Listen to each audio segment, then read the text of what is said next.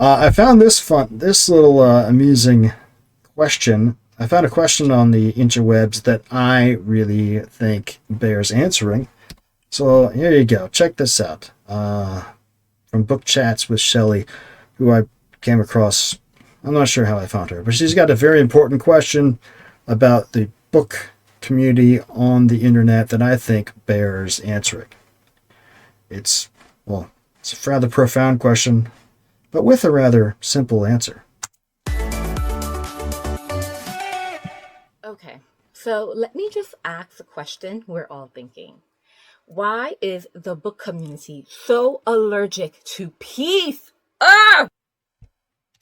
The answer to that is simple. It's because the online book community is dominated by women. I mean, hello, drama. I mean, is this hard to figure out? It's a woman's space.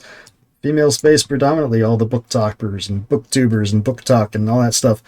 There's a bunch of girls doing girl catty drama stuff. What do you expect? But, anyway, a little bit of funniness. Hopefully everybody can see and understand that. Anyway, the other day, getting to something a little less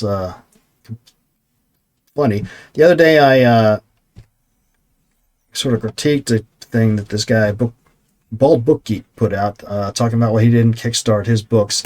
And I took a little...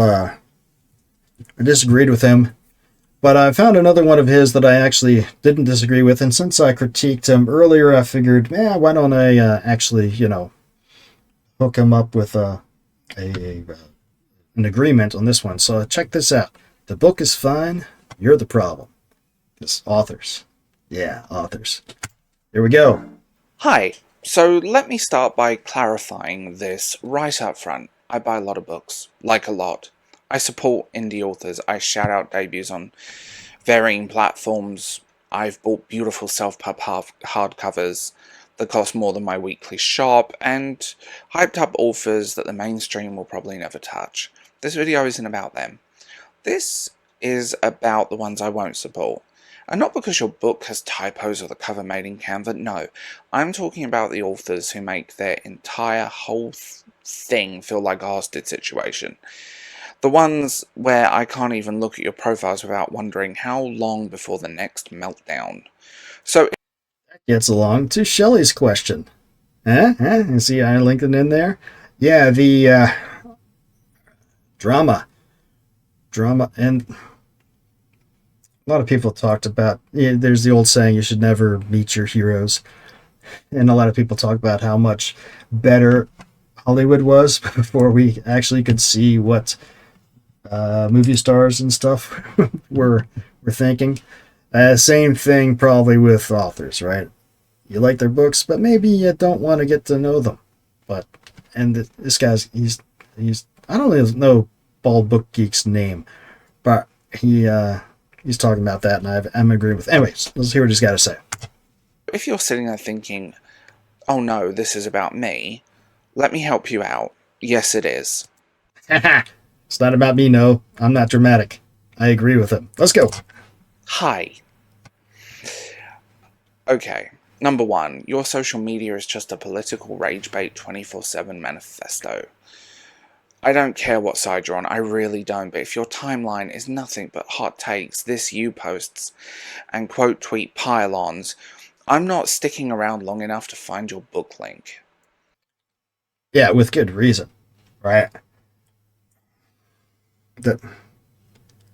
It's this weird thing, right? Because people, can and should be able and allowed to express their opinions, but when you're putting yourself out in the public,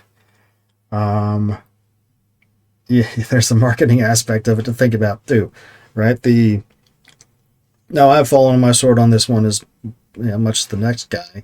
I know there are some folks in the writerly space who I have clashed with in that regard that I probably shouldn't have, and now we may or may not ever work together. But there's a fine line to walk between, and maybe that's why you have it helps for me because I'm not using my real name to write with, right? Everybody misspells and mispronounces my real name. And anyway, since I can't work in porn anymore, I decided to use my porn star name to write with. So it works out nicely. If you're not doing that, the professional / personal dividing line, that can be hard to navigate, especially in this day and age when people won't shut up. Anyway. I come to see what you're writing, not get emotionally assassinated by whatever third personality type at 3 a.m. during a news cycle. Talk about your books, talk about the characters. Hell, tell me you spilt coffee on your manuscript. Just stop yelling into the void like it's gonna hug you back. Because this is boring, right? The whole point of what it's supposed to be, the whole social media thing is, what is it? There isn't no what it's supposed to be. There's just what it is. But if you like somebody's books or whatever, you want to get to know something more about them, you want to know something about them, not just be preached at, right? That's what the pulpit's for on Sunday. But that preaching is actually righteous. But it's boring. Say something, and especially when it's just talking about the same talking points that everybody else says, or just the latest drama of the week. It's like, dear God Almighty, can we talk about something real? And it's off-putting, but that's all you hear from somebody. So I agree. Because really, most of those end up screenshotted by other people and wind up on some very dodgy places on the internet you don't want to be on. Let's be real. Like Reddit. Ugh. know that one firsthand. Number 2, you have a full-blown existential crisis over a 3-star review. It said, this was fun. I liked the world. It's a little slow in the middle, and you acted like someone deep, drop-kicked your cat. Hey, first of all, drop-kicking cats is good. The only good cat is General Tso's chicken. They're the spawn of Satan, so, hey, let's be honest here. That said, this whole bad reaction to reviews thing is a long-standing problem. I'm remembering back to several author meltdowns back in the 2012, 2013, 2011 time frame. Just flipping out and on reviews and getting the whole interweb, pissed off at them to the point that they pretty much took down all their books and left. Which, it's a general rule of thumb: A, don't read reviews. They're not for you; they're for other readers. Number 2,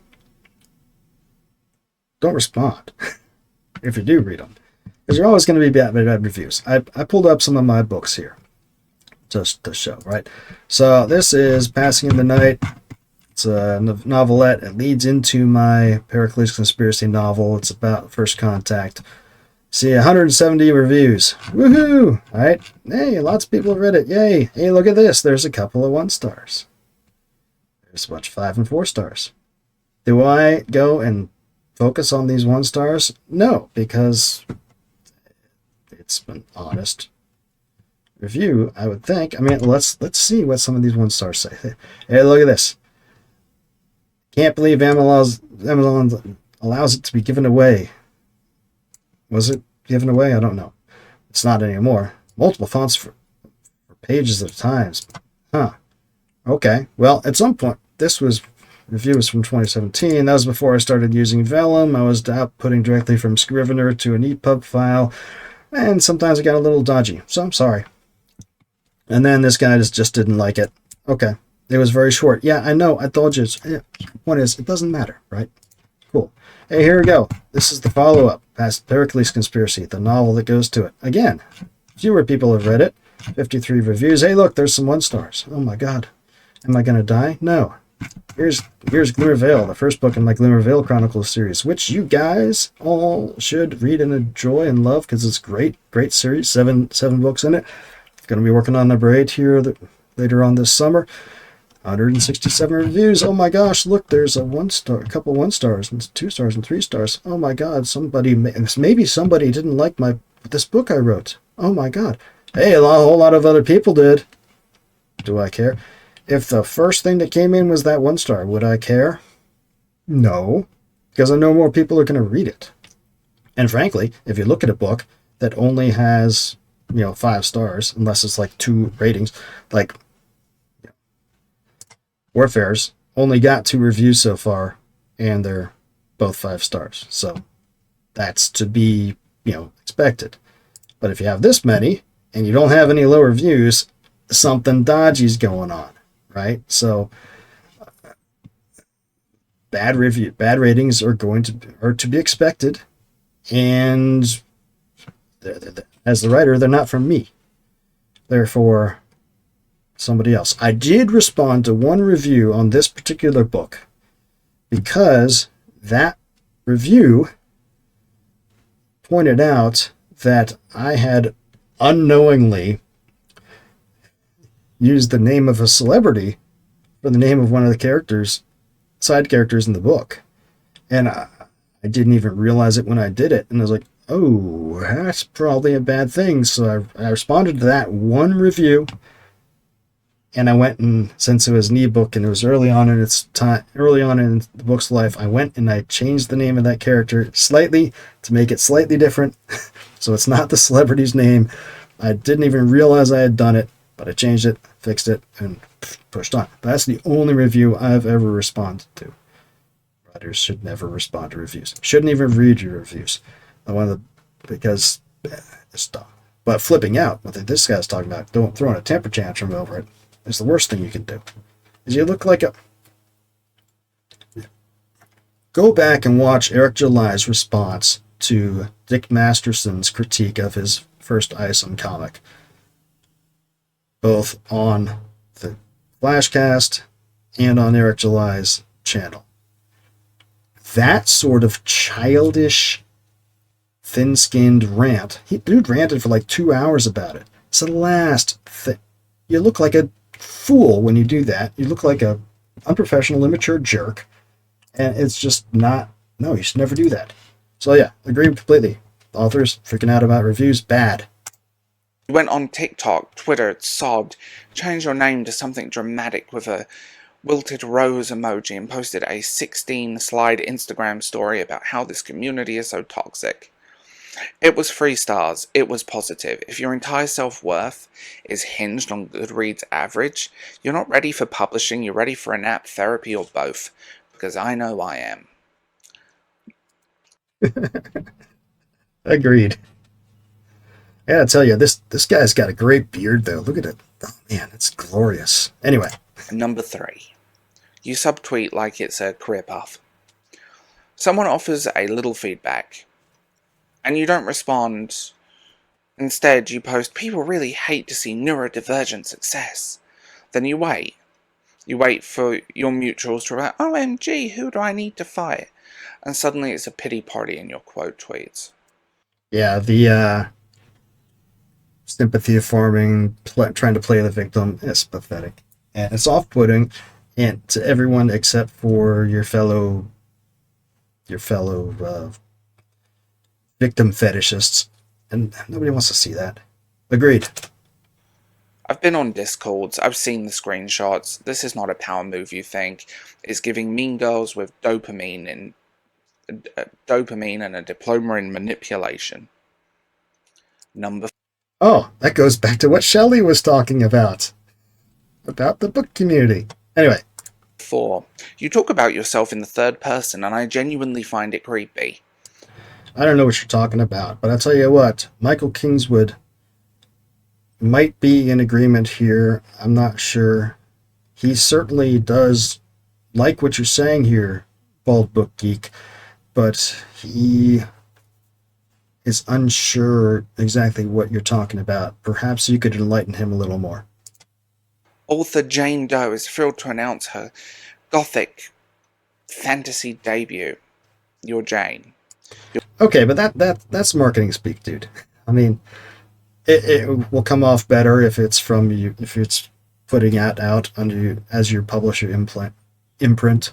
I get that, and maybe it can sound a little pretentious otherwise, but there is such a thing as marketing speak. But yes, agreed. You don't want to come off as pretentious. You're tweeting from your own phone. We know it's you. You're not Beyonce. You don't need a press release every time someone sneezes. It doesn't make you look professional. It makes you look like a sentient LinkedIn post. Just say, I wrote a book. You're allowed. Let's be real. Number 5. You write like a walking psychological textbook and not in a good way. I have a background in psych, and I'm telling you, every single post reads like a narcissistic projection 101. You say boundaries when you mean control. You mean self-care when, well, you say self-care when you mean validation fishing. And every time someone doesn't love your work, it's suddenly ableist hate or some ism. You talk about healing, but all I see is a performance. Your trauma doesn't excuse treating people like disposable side characters in your own story where you're the main character. Deal with it, grow up, get off the internet. Yeah. That goes back to what Shelley was talking about again. Agreed. This is all, it's insecurity on plain view. It comes down to comes back to the old, was it the victim hierarchy, right? I'm victimized. No, I'm more victimized. No, I'm more victimized. All to be able to avoid looking in the mirror. Yeah, agreed. Simple. Number 6, you backstab other writers, then preach community. Don't act like you're the glue holding the indie world together when I've seen you mocking other people's book launches in private servers. This is why I'm not part of any kind of community. The whole point is to be indie. Now, that said, I am part of a couple of social networks, yes, but I don't get it. I mean, I get it. People want to turn everything into a community or into a movement or into a whatever, but kind of making more out of it than what it needs to be. It's people writing books and putting them out for the world. And yeah, you need support from other people to help promote it out, and that can lead to the backstabbers. But I guess I'm a little bit too much of a recluse sometimes. But anyway, what he's talking about here is the backstabbing. Agree completely. Bad people. Don't do that. You say uplift others, but you're screen capping your peers and laughing behind their backs. It's wild how many inclusive, safe space writing is for everyone folks turn into pure venom when someone else hits a bestseller list first. We see you, we see the jealousy. That's because they're liars. When they say need a safe space, they mean I don't want anybody to disagree or contradict or criticize me. It's anybody who's talking about safe spaces and that sort of thing, they're lying. Stay away from people who talk like that. It's not healthy, Susan. Number 7.